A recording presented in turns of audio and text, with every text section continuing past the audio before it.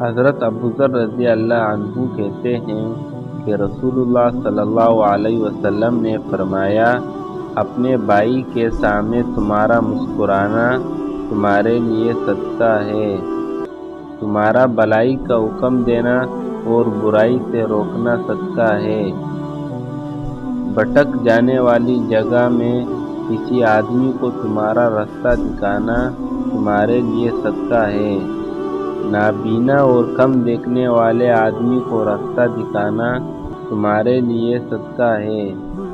پتھر، کانٹا اور ہڈی کو راستے سے ہٹانا تمہارے لیے صدقہ ہے، اپنے ڈول سے اپنے بھائی کے ڈول میں تمہارا پانی ڈالنا تمہارے لیے صدقہ ہے۔ تمام مسلمان بھائیوں سے گزارش کرتا ہوں کہ ویڈیو کو لائک، شیئر اور سبسکرائب ضرور کریں۔